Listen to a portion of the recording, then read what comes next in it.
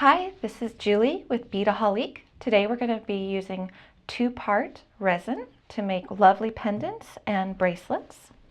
There's a couple different options you have when you are choosing your resin. There is Easy Cast, which is a clear casting epoxy. It is two-part.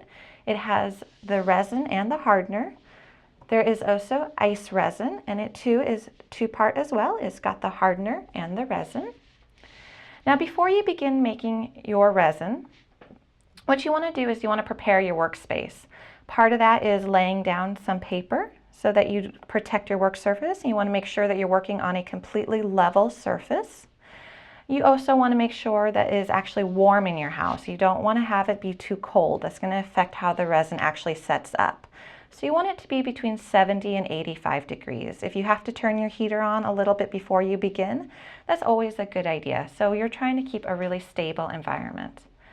Also, you want to make sure that your resin is heated up as well. You don't want it to be hot, but you definitely don't want it to be cool. What I've done is I've gone ahead and just taken a bowl from my kitchen sink. I put some warm water in it. It's not hot. You don't ever want it to be boiling, but you do want it to be warm. And I've just submerged both parts of my resin into the water for about 10 minutes. I've also assembled my mixing cups. Here at Beadaholique, we sell a wonderful kit of mixing cups with the ounces actually marked on them, because you are going to be measuring out your resin and your hardener in equal parts, 1:1. And our kits also come with a paintbrush and some stir sticks. And you'll need both of these when you're making resin projects. The Ice Resin kit that we sell here at Beadaholique, it actually comes with little measuring cups as well.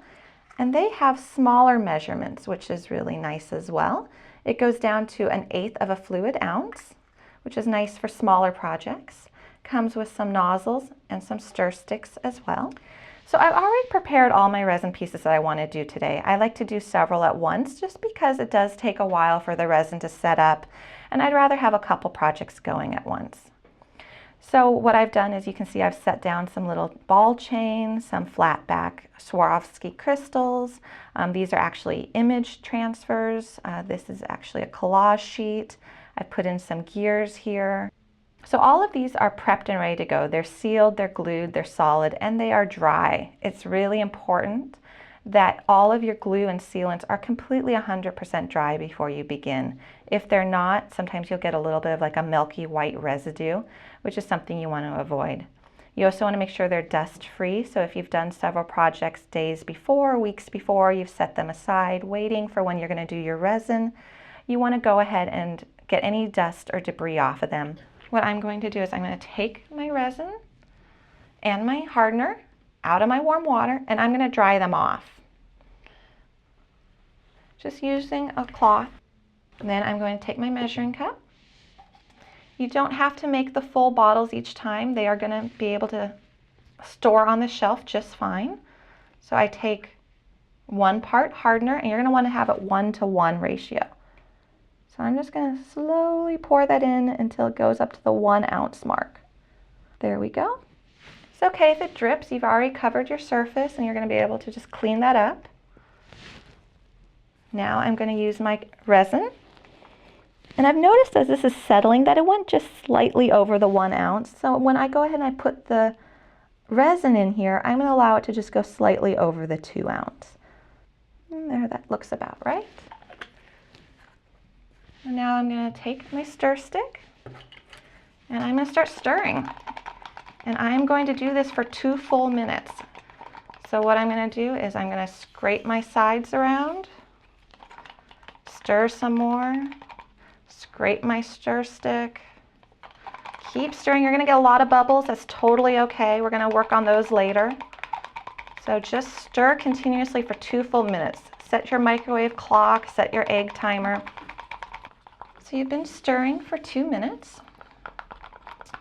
And you go ahead and you scrape your stir stick, stir it a little bit more, and then you're going to take another clean cup, and you're going to go ahead and pour it in there. And I'm going to put this dirty stick into here. I'm going to start with a new stick, and I'm going to stir for another full minute.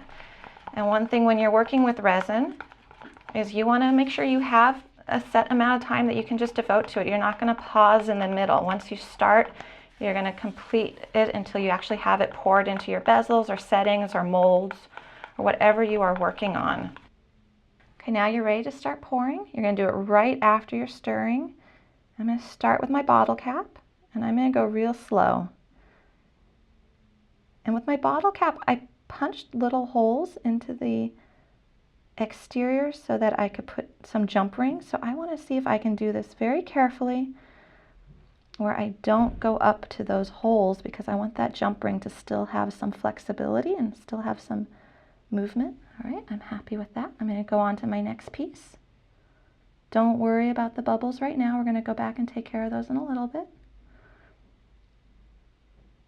You don't want to overfill your bezels, because what will happen is they'll spill out the sides. It's another reason that you're going to go ahead and put down protective paper. I think that looks just about right. Now I'm going to let those sit for a few minutes, and then we're going to take care of those bubbles. Once 5 minutes has passed, you're going to take your micro torch and turn it on, get a nice continuous flame going, and quickly swipe it over the top of your pieces. And that's going to take care of those bubbles. Pull your torch away, turn it off.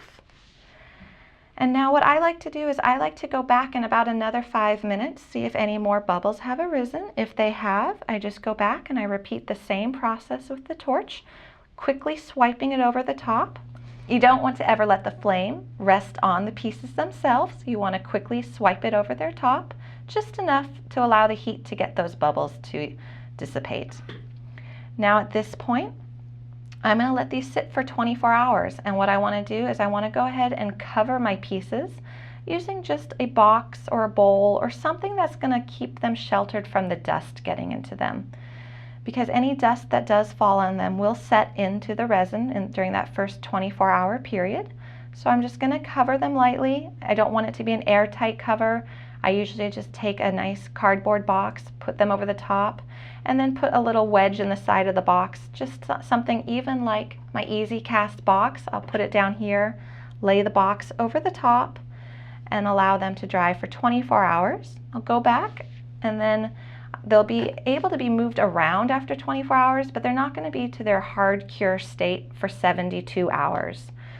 So there is a little bit of a length of time there, and that's why I choose to do several projects at once instead of doing them each separately. And that is resin casting.